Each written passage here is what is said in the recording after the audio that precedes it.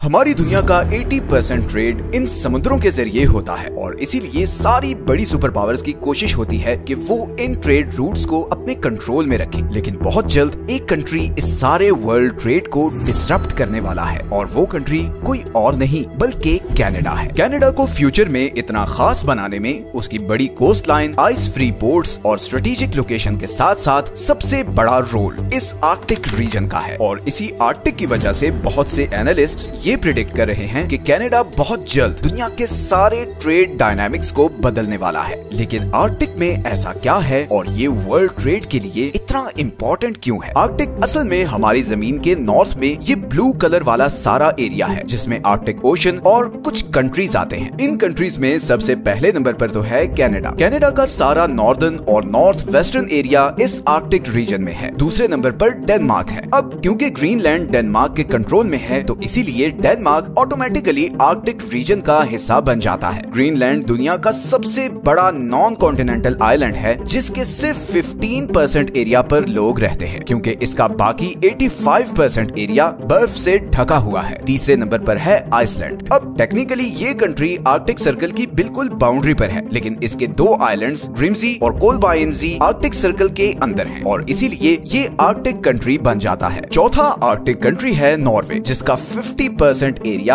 Arctic circle के अंदर है और इस एरिया में ये स्वालबार्ड और जॉन मेयन आइलैंड्स भी आते हैं जो नॉर्वे का ही हिस्सा है। पांचवा आर्कटिक कंट्री स्वीडन है और इसका भी अच्छा खासा एरिया आर्कटिक सर्कल के अंदर है। छठे नंबर पर स्वीडन के ही साथ फिनलैंड है जिसका नॉर्दर्न एरिया इस आर्कटिक सर्कल के अंदर है। और सातवें नंबर पर आता है रशिया जो 15,000 माइल्स लंबी कोस्ट लाइन आर्कटिक ओशन के साथ शेयर करता है। पूरे आर्कटिक रीजन की 50% पॉपुलेशन रशिया में रहती है बिकॉज रशिया का ऑलमोस्ट सारा नॉर्दर्न पार्ट आर्कटिक सर्कल में है। आखिरी नंबर पर आता है यूनाइटेड स्टेट्स ऑफ अमेरिका जो 1867 में आर्कटिक रीजन का मेंबर बना जब उसने रशिया से अलास्का को खरीदा। आर्कटिक के इस एरिया को समझने के बाद अब दूसरा सवाल ये आता है कि दुनिया के ट्रेड के लिए आखिर ये रीजन इतना इम्पोर्टेंट क्यों है? और इसका सिंपल सा आंसर ये है कि बर्फ पिघलने के बाद यहाँ पर ऐसे शिपिंग रूट्स बनने वाले हैं जो हमारी वर्ल्ड इकोनॉमिक्स का नक्शा बदल कर रख देंगे। इन ट्रेड रूट्स में से दो रूट सबसे ज्यादा इंपॉर्टेंट हैं। एक है नॉर्थ वेस्ट पैसेज रूट और दूसरा है नॉर्थ सी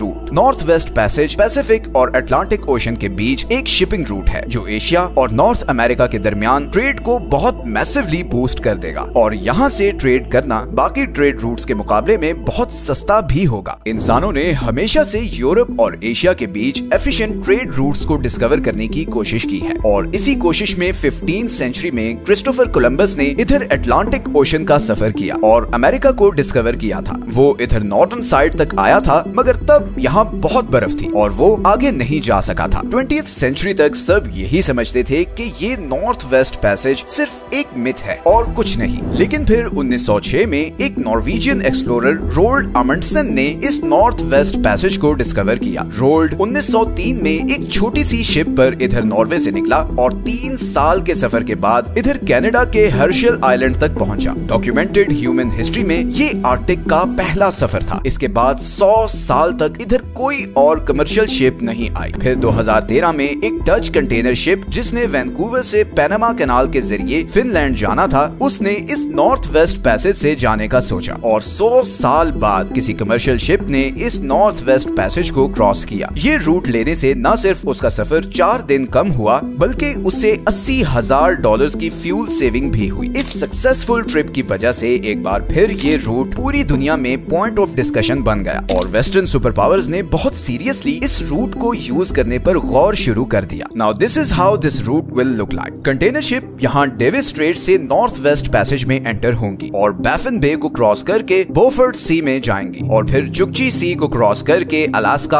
और रशिया के बीच से होते हुए इधर पैसिफिक ओशन में आ जाएगी और अब यहाँ से वो वेस्टर्न अमेरिका या ईस्टर्न एशिया तक जा सकेंगी। अभी फिलहाल इस रूट पर आइस ब्रेकर शिप्स के साथ ही सफर हो सकता है मगर जिस स्पीड से आर्कटिक की बर्फ पिघल रही है 2040 से 2050 के दरमियान नॉर्मल कंटेनर शिप्स भी आसानी से यहाँ से गुजर सकेंगी और जब भी ये हुआ वर्ल्ड ट्रेड पूरी तरह चेंज हो जाएगा। फॉर एग्जाम्पल आज जो शिप जापान से 13,000 मील का सफर करके स्विस कैनाल के थ्रू वेस्टर्न यूरोप जाती है वो आसानी से बेरिंग स्ट्रेट से होते हुए इस नॉर्थ वेस्ट पैसेज के थ्रू वेस्टर्न यूरोप पहुंच सकेगी और ये रूट स्विस कैनाल वाले रूट से 6000 मील छोटा है। तो आप खुद इमेजिन कर लें कि टाइम और पैसे की कितनी बचत होगी। एंड ऑब्वियसली इस रूट की वजह से पनामा और स्विस कैनाल की ट्रैफिक और रेवेन्यूज में बहुत बड़ी डिप आएगी। सारी ट्रैफिक इधर नॉर्थ वेस्ट पैसेज की तरफ शिफ्ट हो जाएगी और जो भी इस रूट को कंट्रोल करेगा उसकी किस्मत बदल जाएगी। अब वैसे तो ये सारे आर्कटिक कंट्रीज सिवाय रशिया के आपस में फ्रेंडली हैं, मगर इस रूट में जितना पैसा और अपॉर्चुनिटी इन्वॉल्व है, कनाडा के लिए इसे क्लेम करना इतना